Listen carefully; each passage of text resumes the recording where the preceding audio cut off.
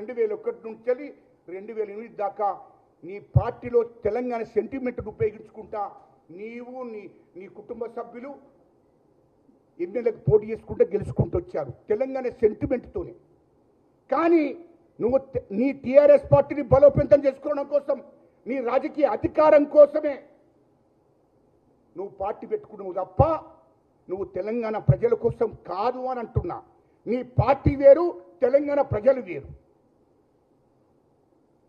తెలంగాణ రాష్ట్రం కోసం నువ్వు ఉద్యమం చేయలే, నీ పార్టీ కోసం ఉద్యమం చేశావు. నీ పార్టీని బలోపేతం చేసుకోవడం కోసం ఉద్యమం చేశావు. నీ పార్టీని రాజకీయ అధికారం కోసం ఉద్యమం చేశావు. ఒక్కటి నేను అడుగుతున్న కేసీఆర్ గారు, మీ మీడియా ద్వారా దయచేసి 2001లో పార్టీ పెట్టుకున్నావు కదా, 2004లో ఎన్నికల్లో పోటీ చేశావు, కాంగ్రెస్ పార్టీతోని పొత్తు పెట్టుకొని పోటీ చేశావు కదా. అరే లుచ్చానా కొడుక, నువ్వు తెలంగాణ రాష్ట్రం కోసమే అనుకుంటే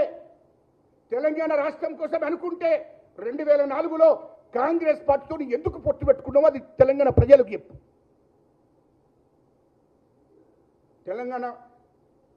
తెలంగాణ రాష్ట్ర సమితి ఎప్పుడు 2004లో కాంగ్రెస్ పార్టీతో పొత్తు పెట్టుకున్నది. కాంగ్రెస్ పార్టీతో పొత్తు పెట్టుకొని నువ్వు 11 ఎమ్మెల్యేలు గెలిచావు. అది గుర్తుపెట్టుకో. నీ అల్లుడు అప్పుడు సర్పంచ్ కాదు, ఎంపీటీసీ కాదు, జడ్పీటీసీ కాదు, ఎమ్మెల్యే కాదు, రాష్ట్ర మంత్రిని చేసుకున్నావు హరీష్ రావును. ఎవరితో మాట్లాడి? మా ముఖ్యమంత్రి వైఎస్ రాజశేఖర రెడ్డి గారితో మాట్లాడి, కాంగ్రెస్ ముఖ్యమంత్రి, గుర్తు ఎత్తున నీకు. మా ముఖ్యమంత్రి గారితో మాట్లాడి మంత్రి పదవి ఇప్పించుకున్నావు, 2 మంత్రి పదవులు ఇప్పించుకున్నావు. ఇది వాస్తవం కాదా? ఇక నువ్వు మరి తెలంగాణ కోసం ఎక్కడ కొట్లాడినావు? 2004లో కాంగ్రెస్ పార్టీతో పొత్తు పెట్టుకున్నావు కదా. అదేవిధంగా నువ్వు ఎంపీగా పోటీ చేసి గెలిచి కేంద్ర మంత్రి, కార్మిక శాఖ మంత్రిగా తీసుకున్నావా లేదా? కేంద్ర కార్మిక శాఖ మంత్రిగా కాంగ్రెస్ పార్టీ యూపీఏ గవర్నమెంట్లో. ఇంకా నువ్వు తెలంగాణ రాష్ట్రం కోసం ఉద్యమం చేసిందని చెప్తున్నావేంది? ఏ కాంగ్రెస్ పార్టీ అయితే నువ్వు మాట్లాడుతున్నావో అదే కాంగ్రెస్ పార్టీ కేంద్ర కార్మిక శాఖ మంత్రిగా నేను చేసింది. అది గుర్తు పెట్టుకోమని చెప్తున్నా నేను. రాష్ట్రంలో నీకు మంత్రులు ఉంటారు, కేంద్రంలో నువ్వు కేంద్ర మంత్రి అవుతావు. మరి ఇది ఎట్లా సాధ్యమైంది? ఇక తెలంగాణ కోసం ఎక్కడ ఉద్యమం చేసినావు నువ్వు? అంటే కాంగ్రెస్ పార్టీని ఆనాటి నుండి ఈ రోజు ఒక బ్లాక్మెయిల్ చేసుకుంటా రాష్ట్రంలో మంత్రి పదవులు తీసుకున్నావు, కేంద్రంలో కేంద్ర మంత్రిని తీసుకున్నావు. తెలంగాణ రాష్ట్ర ప్రజల పేరు చెప్పుకొని, సెంటిమెంట్ను అడ్డు పెట్టుకొని ఇంకా నువ్వు అట్టి ఖాళీకి ఎప్పుడున్నావు? ఎప్పుడు తెలంగాణ ఉద్యమం నిస్వార్థంగా చేసినావో చెప్పు. పోటీ చేయకుండా చేసినావా? నువ్వు పార్టీ పెట్టుకున్నావు, పార్టీ ద్వారా ఎమ్మెల్యే అయినరు, ఎంపీలు అయినరు, మంత్రి అయినవు, కేంద్ర మంత్రి అయినవు. నువ్వు ఖాళీకి ఎప్పుడుండి తెలంగాణ ఉద్యమం చేసినావో చెప్పు. తెలంగాణ కోసం అంటే ఎమ్మెల్యే ఎలక్షన్లో పోటీ చేయకుండా, ఎంపీ ఎలక్షన్లో పోటీ చేయకుండా, ఎమ్మెల్సీగా చేయకుండా ఓన్లీ ఉద్యమం చేసి రాష్ట్రం కోసం త్యాగం చేసినామంటే అదో అర్థం ఉంటుంది. నువ్వు పెట్టుకుని 2001లో పార్టీ పెట్టినావు, 2004లో కాంగ్రెస్తో పొత్తు పెట్టుకున్నావు, తర్వాత కేంద్ర మంత్రి అయినావు కాంగ్రెస్ పార్టీలో, యూపీఏ గవర్నమెంట్లో. సోనియా గాంధీ అమ్మ దయ వల్ల కేంద్ర మంత్రి అయినావు. ఇది వాస్తవం కాదా? ఇంకెక్కడ నువ్వు తెలంగాణ కోసం పీకిందని చెప్తున్నావు? ఎక్కడ పీకినావు? రెండవది 2008లో అసలైన ఉద్యమం మొదలైంది. ఇక దీక్షని పట్టినావు. ఆ దొంగ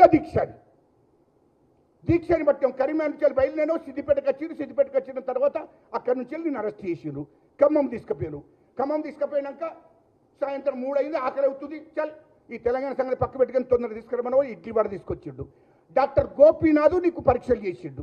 డాక్టర్ గోపీనాథ్ ఖమ్మం డాక్టర్ సాబు అయినా నీకు ఇడ్లీ వడ తెప్పించి దగ్గర పెడితే తిన్నావు, అయిపోయింది. పొద్దున టిఫిన్ చేసి బయలుదేరినావు, సాయంత్రం 4 గంటలకు మళ్ళీ టిఫిన్ చేసినావు, అయిపోయాయి. ఇంకా దీక్ష ఎక్కడిది? ఆ తర్వాత హాస్పిటల్ గ్లూకోజ్లు ఎక్కినాయి. ఆ నుంచి హైదరాబాద్కి వచ్చినావు.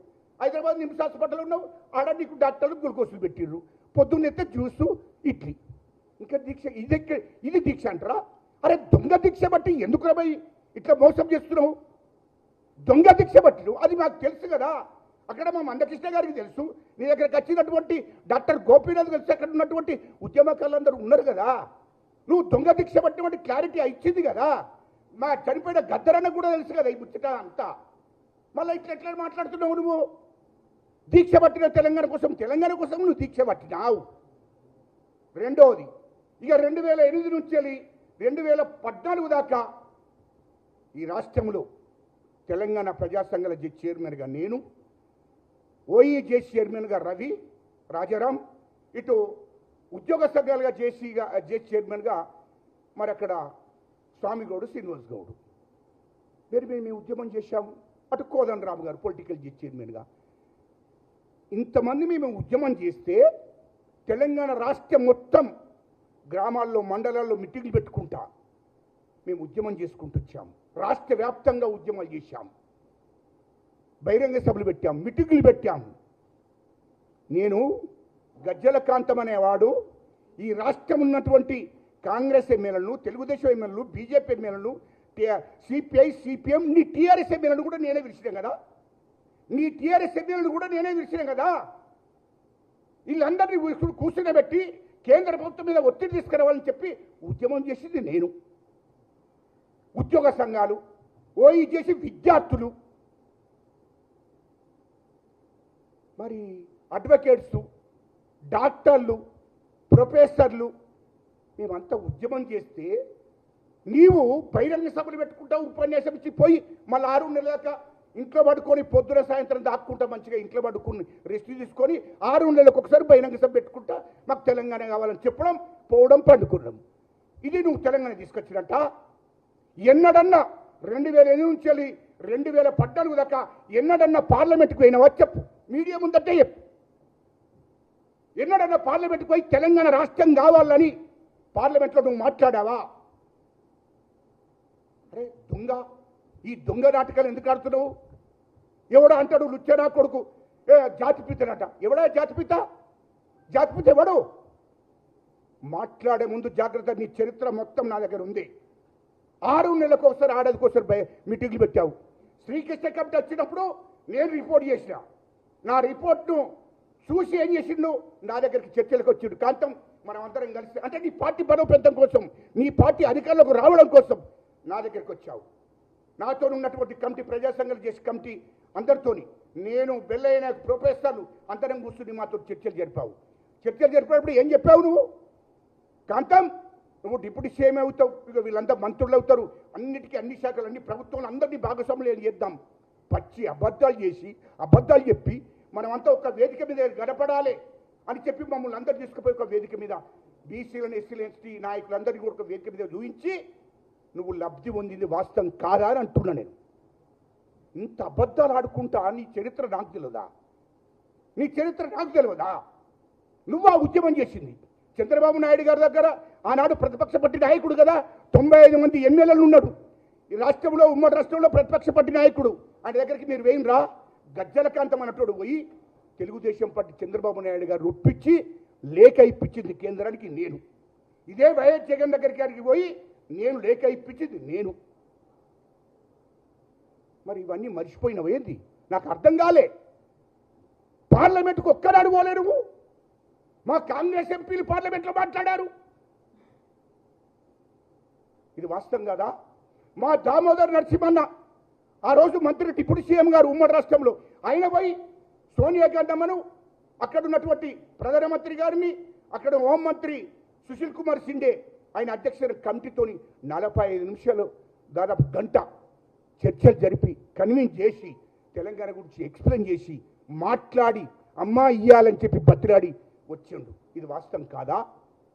మా రాష్ట్ర మంత్రులు, మా శ్రీధర్ బాబు గారు తెలంగాణ ఉద్యమకారులందరూ వెనుక ఉండి, ఓఈజేసీ విద్యార్థుల వెనుక ఉండి, తెలంగాణ ప్రజా సంఘాలు చేసి వెనుక ఉండి, మొత్తం ఉద్యోగ సంఘాల వెనుక ఉండి, నేనున్నా ఆ రోజు రాష్ట్ర మంత్రి నేనున్నా, మీరు ఉద్యమం చేయవలసిందే, తెలంగాణ రాష్ట్రం కావాల్సిందని చెప్పి పోరాటం చేసింది వాస్తవం కాదా అని అడుగుతున్నా. నేను ఉద్యమం చేసినా, నేను తెలంగాణ తెచ్చినంటే ఏంటి? అందుకోసమే మాట్లాడే ముందు అబద్ధాలు. జీవన్రెడ్డి గారు మొత్తం లుచ్చ మాటలు మాట్లాడకు. నీకేదైనా లబ్ధి ఉంటే ఆయన కాళ్ళు మొక్కు, మేము వద్దరం. ఇది వాస్తవం కదా? అందుకోసమే మాట్లాడే ముందు జాగ్రత్తగా మాట్లాడాలి. ఇవాళ తెలంగాణ తెచ్చింది మేము. రెండోది, ఆ బహిరంగ సభలో దయచేసి మీరు వినండి, 1200 మంది బిడ్డలు చనిపోయారు. 1200 మంది బిడ్డలు చనిపోతే తెలంగాణ ఉద్యమం, తెలంగాణ రాష్ట్రం కోసం వాళ్ళ గురించి మాట్లాడావా బహిరంగ సభలో? 1200 మంది బిడ్డలు ఆత్మహత్యలు చేసుకున్న తెలంగాణ రాష్ట్రం కోసం శ్రీకాంతాచార్యతో మొదలుకుంటే 1200 మంది బిడ్డలు ఆత్మహత్య చేసుకుంటే వాళ్ళ గురించి జ్ఞాపకం చేయాలని నిన్న బహిరంగ సభలో వాడు జీవన్ రెడ్డి ఇటు కేసీఆర్ 1200 మంది బిడ్డలు చనిపోయారు. తెలంగాణ రాష్ట్రం కోసం 4 కోట్ల మంది ప్రజలు ఉద్యమం చేశారు. ఓయి చేసి విద్యార్థులు ఉద్యమం చేశారు, ఉద్యోగులు ఉద్యమం చేశారు. వాళ్ళ గురించి మాట్లాడలే. నేనే చేసినంటుండు. అరే ఇంత అబద్ధాలు ఆడతాడా? ఇదా మరి మేమంతా ఉద్యమం చేస్తే ఏమైంది? ఇలా రాజకీయ నాయకులంతా నేకం చేసి కేంద్ర ప్రభుత్వం మీద ఒత్తిడి తీసుకొస్తే ఇచ్చింది ఎవరు? సోనియా గాంధమ్మ. తెలంగాణ రాష్ట్రం ఇచ్చింది ఎవరు? సోనియా గాంధమ్మ. సోనియా గాంధమ్మ దయ వల్ల ఈ రాష్ట్రం వచ్చింది. ఆ రాష్ట్రం రావడం వల్లగా నువ్వు ముఖ్యమంత్రి అయినావు కేసీఆర్. ఇది మాట్లాడలేదు నువ్వు. 1200 మంది బిడ్డల త్యాగమే తెలంగాణ రాష్ట్రం వచ్చింది. 1200 మంది బిడ్డలు చనిపోతే తెలంగాణ వచ్చింది. ఇలా తెలంగాణ ఉద్యమకాలంతా జైలుకి వెళ్ళి లాఠీ దెబ్బల్ని తన్నుల పడితే తెలంగాణ వచ్చింది. ఇవన్నిటి గురించి మాట్లాడలేదంటే కూడా అంటుడు కేసీఆరే తెచ్చిండు. ఎవడరా కేసీఆర్? కేసీఆర్ ఇక్కడ తెచ్చిండు, ఎక్కడ ఉద్యమం చేసిండు? నేను ఒక్కటే అడుగుతున్నా కేసీఆర్ను, ఎన్నడన్నా నువ్వు జైలుకి పోయినావా? కేసీఆర్, కేటీఆర్ జైలుకి పోయిండా? హరీష్ రావు జైలుకి పోయిండా? మీరు చెప్పండి. ఎవరన్నా నీ కేసీఆర్ ఇంట్లో ఎవడన్నా చచ్చిపోయిండా? మరి జరగలేదే. దెబ్బలు పడ్డది మేము, లాఠీ దెబ్బలు పడ్డది మేము, జైలుకు పోయింది మేము. 1200 మంది బిడ్డలు ఎస్సీలు, ఎస్టీలు, బీసీలు, రెడ్లు చనిపోయింది మా వాళ్ళు. మరి నువ్వెట్లా తెలంగాణ తెచ్చినట్టు? అందుకోసమే మాట్లాడే ముందు నిన్న మొత్తం మాట్లాడు కేసీఆర్ కోసమే తప్పు కొట్టుకున్నాడు. అదొకటి. ఈయన ఇక మూడో విషయం అయ్యా ముగిస్తున్నా. ఇంకా మూడో విషయం, ముఖ్యమైన విషయాలు మీకు తెలియాలని చెప్తున్నా మీడియా మిత్రులకు. ఇవాళ నిన్న చెప్పిన దాంట్లో కొండ లక్ష్మణ్ బాపూజీ గారు 69లో మంత్రి పదవికి రాజీనామా చేసి తెలంగాణ రాష్ట్రం వచ్చేదాకా నేను మంత్రి పదవి తీసుకోనని చెప్పి ఆయన తెలంగాణ కట్టుబడి ఉండి పనిచేసుకుంటూ వచ్చాడు. 2013లో ఇక తెలంగాణ వచ్చే ముందు చనిపోయిండు.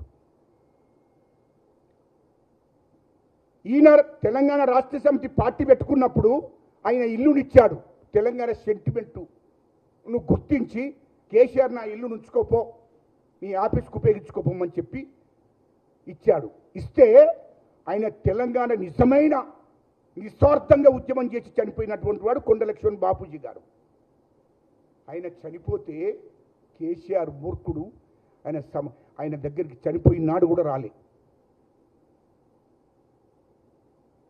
చనిపోయిన నాడు కూడా కొండ లక్ష్మణ్ బాపూజీ గారు చనిపోతే కూడా రాలే.